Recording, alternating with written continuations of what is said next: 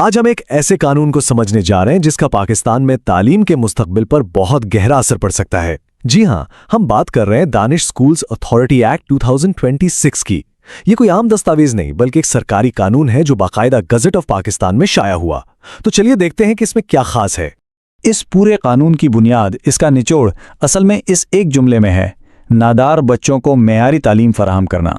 مطلب یہ صرف اسکول بنانے کا منصوبہ نہیں ہے، بلکہ یہ ایک مشن ہے جس کا مقصد ان بچوں تک پہنچنا ہے جنہیں مدد کی سب سے زیادہ ضرورت ہے۔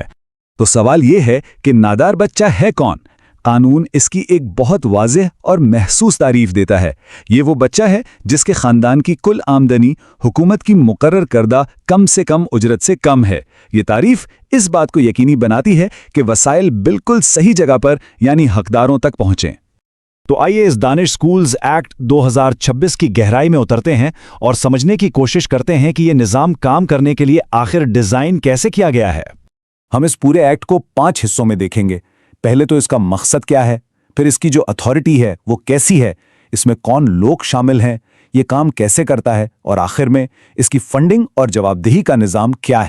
چلیے سب سے پہلے حصے سے شروع کرتے ہیں، تعلیم کے لیے قانون۔ دیکھتے ہیں کہ اس ایکٹ کا اصل بنیادی مقصد ہے کیا۔ یہ ایکٹ صرف یہ نہیں کہتا کہ اسکول بناؤ، بلکہ یہ ایک مکمل نظام قائم کرنے کے لیے ایک قانونی ڈھانچہ، ایک لیگل فریم ورک دیتا ہے۔ یہ اسکولوں کو بنانے، انہیں چلانے اور ان کی نگرانی کرنے کا ایک پورا بلو پرنٹ ہے۔ تو اس بڑے منصوبے کو چلائے گا کون؟ اس کے لیے ایکٹ ایک مرکزی اتھارٹی قائم کرتا ہے جو اس پورے نظام کا انجن یا کہہ لیں کمانڈ سینٹر ہوگی۔ اب قانون اس اتھارٹی کو باڈی کارپوریٹ کا درجہ دیتا ہے۔ اس کا کیا مطلب ہے؟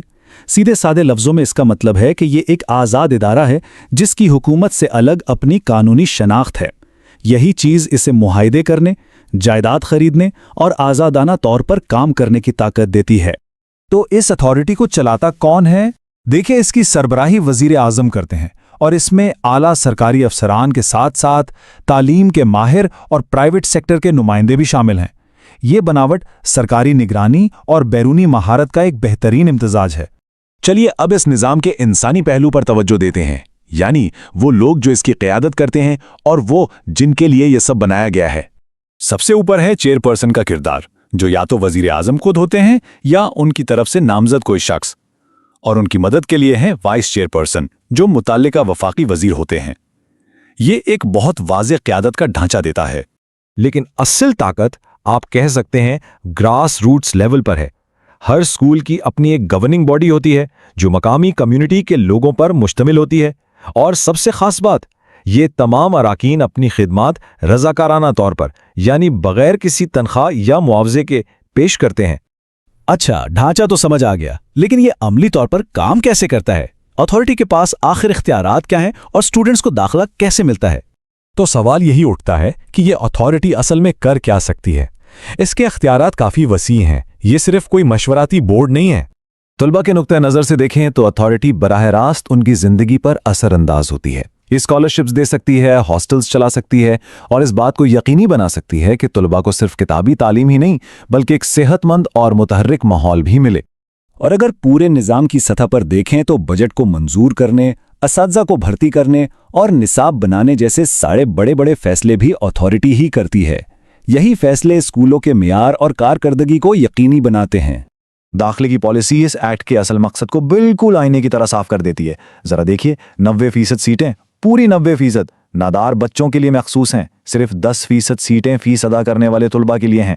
اس سے پتہ چلتا ہے کہ توجہ کا مرکز ہمیشہ کون رہے گا، اور ان نادار بچوں میں بھی ایک ترجیحی نظام موجود ہے۔ قانون سب سے زیادہ کمزور بچوں کو پہلے ترجیح دیتا ہے، جیسے کہ وہ یتیم جن کا کوئی سرپرست نہیں، پھر وہ جن کا ایک والد یا والدہ ہیں۔ یہ ایک بہت سوچا سمجھا اور ہمدردانہ طریقہ کار ہے۔ آخر میں لیکن شاید سب سے اہم حصہ، مالیات اور احتساب۔ یہ سب چلانے کے لیے پیسہ کہاں سے آتا ہے، اور اس بات کو کیسے یقینی بنایا جاتا ہے کہ اسے صحیح طریقے سے استعمال کیا جائے۔ فنڈنگ کے لیے صرف سرکاری گرانٹس پر انحصار نہیں کیا گیا، بلکہ اس میں بین الاقوامی امداد، فیسیں، سرمایہ کاری سے ہونے والی آمدنی اور عطیات بھی شامل ہیں۔ یہ ایک پائیدار مالیاتی ماڈل بنانے کی کوشش ہے۔